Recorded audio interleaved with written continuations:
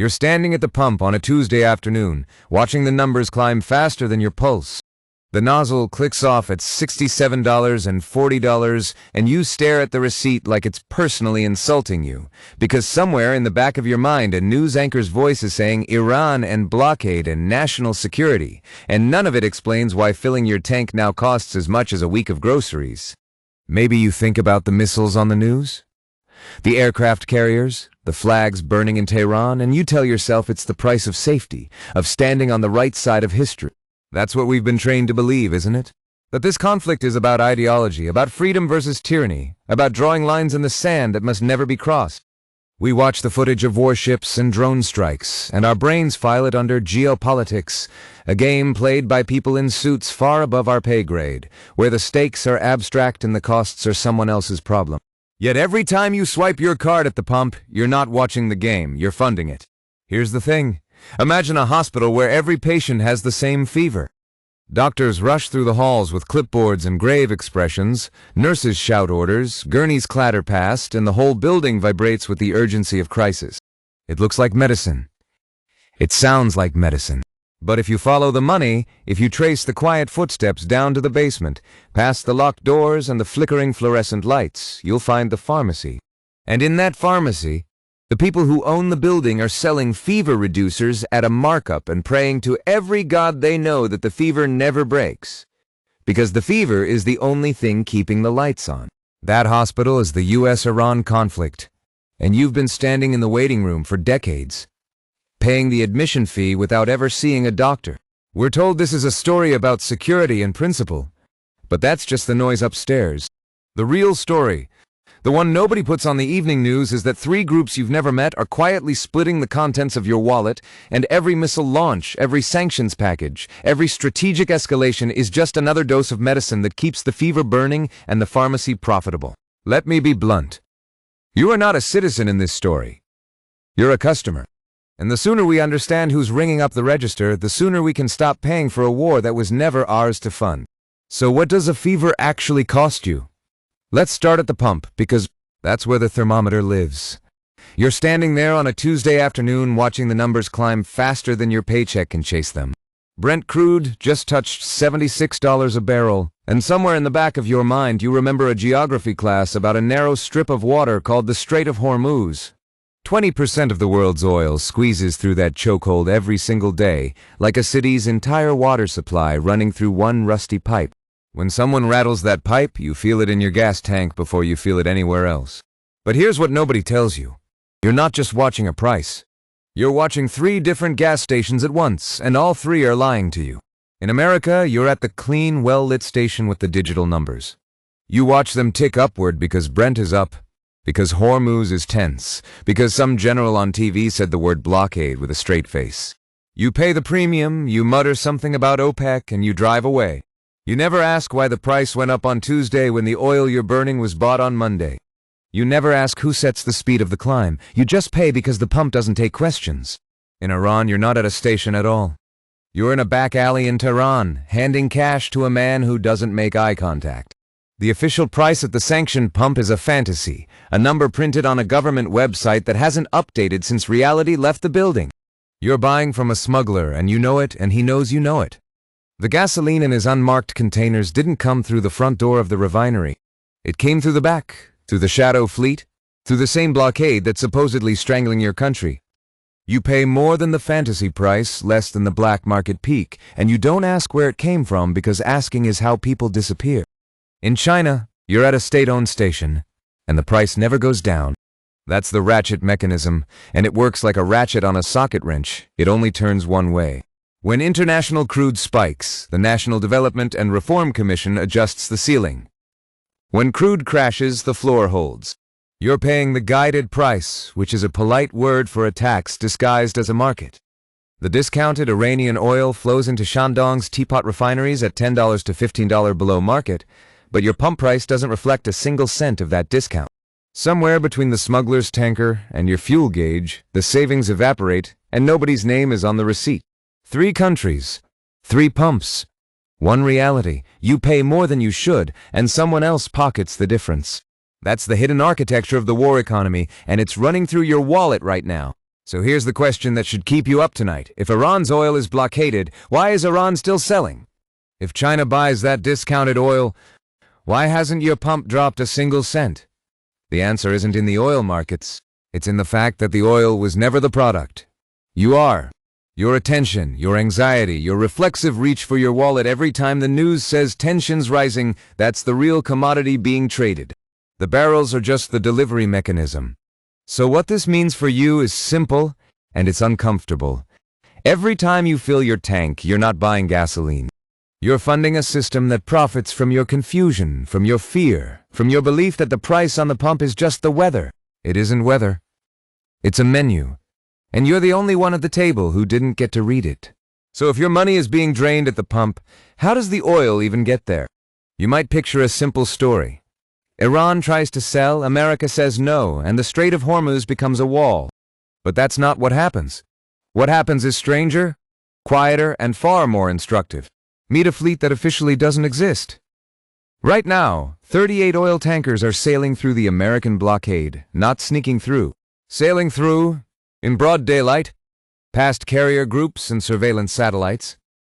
They carry 4.5 million barrels of Iranian crude every single day, and not one of them flies an Iranian flag.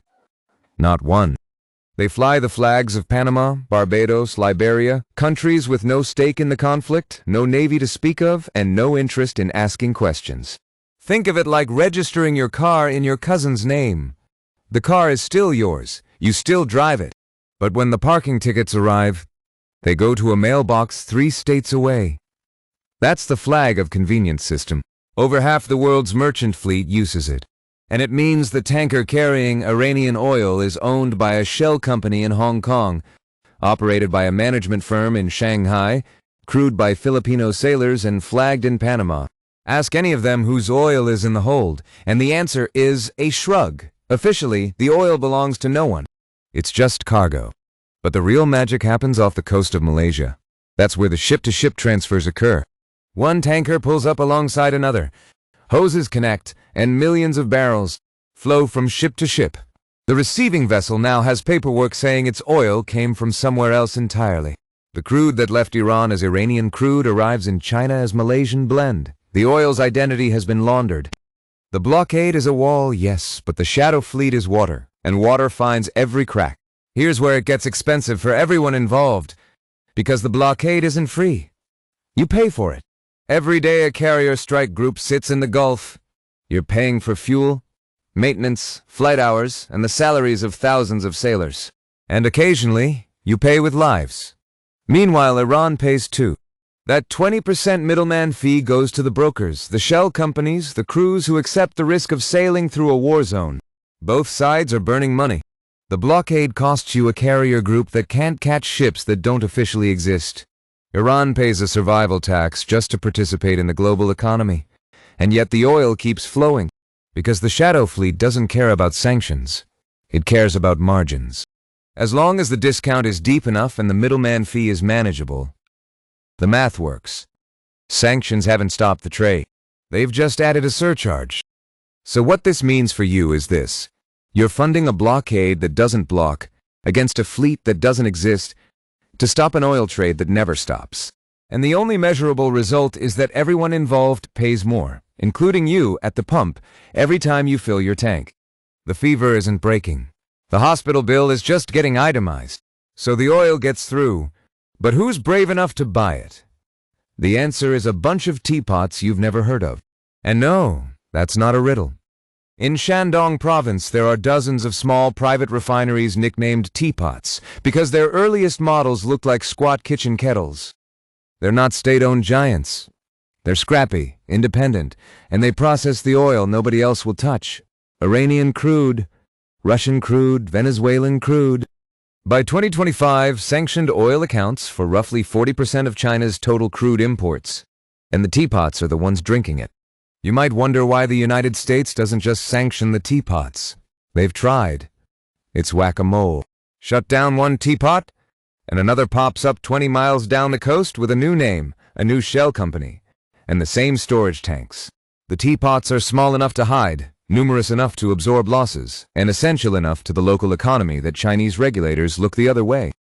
Sanctioning a teapot is like arresting one ant at a picnic. But there's a deeper reason. China, not India or Turkey, became the primary buyer of Iran's shadow oil. And it has nothing to do with geography. It has to do with plumbing. Here's the thing about the global financial system. Dollars move through SWIFT, the messaging network that banks use to talk to each other. And because dollars move through SWIFT, the U.S. Treasury can see them. If an Indian refinery buys Iranian oil with dollars, the transaction passes through a New York clearing bank, the Treasury notices, the Treasury blocks it. The Treasury sanctions the refinery, the bank, and probably the refinery manager's dog. So India, despite wanting cheap oil, has to be careful. Turkey too. Every country that trades in dollars is, in a sense, driving on America's road. America built a toll road. Everyone has to use it. And the toll booth has cameras. China looked at that toll road and thought, what if we just build our own? Not as smooth, not as fast, but no toll booth, no cameras, no highway patrol pulling you over for buying Iranian crude. That road is called CIPS, the Cross-Border Interbank Payment System. It settles transactions in yuan. The yuan never touches a dollar. The transaction never touches SWIFT. And the U.S. Treasury, for all its satellites and sanctions lawyers, cannot see what it cannot see. The oil arrives at a Shandong teapot. The payment moves through CIPS, and the only thing America can do is watch satellite photos of tankers and guess. Now is China's road worse? Yes, it's slower, it's bumpier. Fewer banks use it. The yuan isn't a global reserve currency, so there are conversion costs and awkward currency swaps. But here's the thing about a private road. It doesn't have to be better. It just has to exist. Because the moment an alternative road exists, the toll road loses its monopoly. And the toll road's owner has to accept that some traffic will always take the back way. This is why sanctions don't actually stop Iranian oil. They just add a middleman fee, roughly 20%. Iran sells at a discount, $10 to $15 per barrel below market, because the buyer is taking a risk. The middlemen who arrange the shipping, the insurance, the payment routing, they take their cut. And the teapots still come out ahead because discounted oil means fatter margins.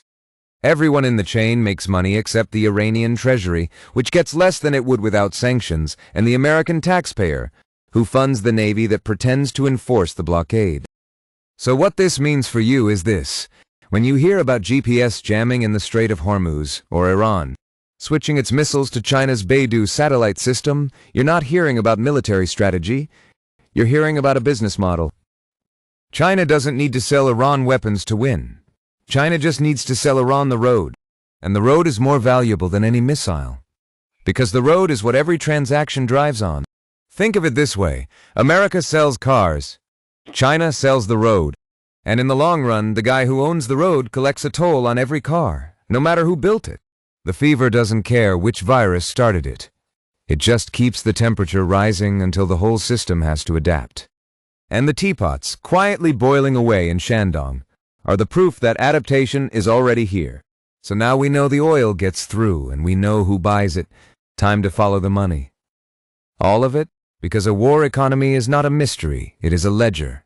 And ledgers have two columns. One says profit. The other says you.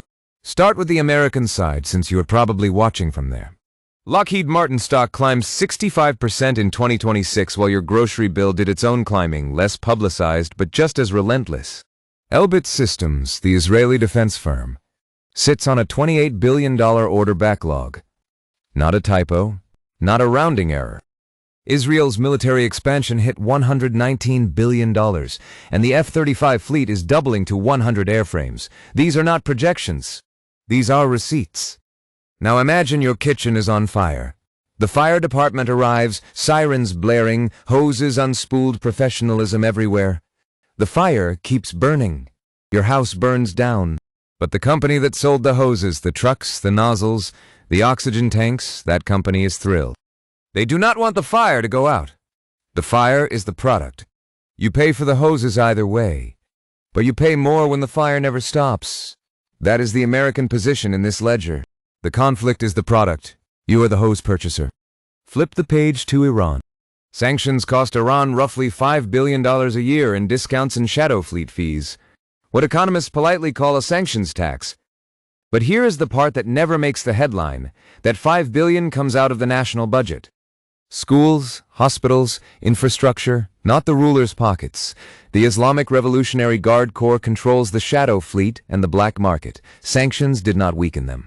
Sanctions gave them a monopoly. Try to starve a dictator by cutting off food imports, but he owns the only grocery store in town. Now you have made him rich, and everyone else is hungry. That is the Iranian column. The pain is real. It is just not distributed to the people who caused the problem. Then there is China, which you might expect to be the clever one. The teapots save about $66 billion a year on crude purchases. Add Russian and Venezuelan oil into the same pipeline, and the private sector's savings top $100 billion annually. Meanwhile, you pay full price at your own pump and you wonder why. The answer is the National Development and Reform Commission. Chinese retail fuel prices are linked to international benchmarks, not to teapot costs. The savings do not reach consumers, they never were supposed to. And just to make the joke complete, 40 to 50% of the Chinese pump price is tax. The machine was not built by accident. It was designed. The teapots are not a loophole. They are a feature. So close the loop. American civilians pay through inflation and taxes. Iranian civilians pay through currency collapse and shortages. Chinese civilians pay through a pricing mechanism that converts their country's discount into state revenue. The profiteers, Lockheed, the IRGC, the refinery owners, the shipping insurers, the sanctions lawyers, none of them are on the battlefield. None of them are in line at the gas station. They are in boardrooms and ministries and port offices watching the numbers climb. And the numbers climb because the fire never goes out. That is the fever dream. Not a conspiracy, a business model. 3 armies, 3 ledgers, 1 recurring charge. That's you. That's always been you. So we return to the fever, because that's where this began. When your body runs hot and you're shivering under a blanket, the drama feels enormous, sweat, chills, a cough that rattles the windows. But the fever isn't the illness. The fever is the immune system doing its noisy, expensive job. The real question was never whether you'd survive the night. The real question was who sold you the blanket, who rented you the thermometer, and who quietly billed your insurance while you were too delirious to read the fine print. The airstrikes, the naval blockades, the sanctions packages, the smugglers sprinting through the Strait of Hormuz, that's the noise. It makes you think history is happening in front of you, but history is happening behind you in silence. In the shadow fleet repainting its hulls off Malaysia, in the teapot refineries humming through the night, in a stock dashboard refreshing on a screen you will never see. Here's the part that's easy to miss. Noise is not the opposite of peace. The opposite of noise is a flat line, a dead pond, an immune system that gave up. That's what the profiteers fear most. Not your anger, not your protest, but your calm. Your calm means no carrier deployments, no sanctions evasion, no 65% stock jumps on a Tuesday morning. Your calm is a desert with no umbrella stand. They don't need you to pick a side. They need you to keep running a temperature. They need the fever to feel permanent because permanence is a subscription model and you're the one paying monthly. So here's your weapon, and it's embarrassingly simple. Next time you see a war headline, don't ask who's winning. That question was written for you by someone who benefits from your attention. Ask instead, who's paying and who's collecting? Because if your gas bill climbs a few cents next week, if your taxes quietly fund another missile shipment, then you're not a spectator. You're not even a bystander. You're an investor. You're the funding source. The conflict doesn't need your opinion. It needs your receipt. The winners were never on the battlefield. They're in your pocket. And if this made you look at your gas receipt differently, maybe stick around. We've got a whole series on the quiet economies hiding in your grocery bill. The Whiskers are just getting warmed up.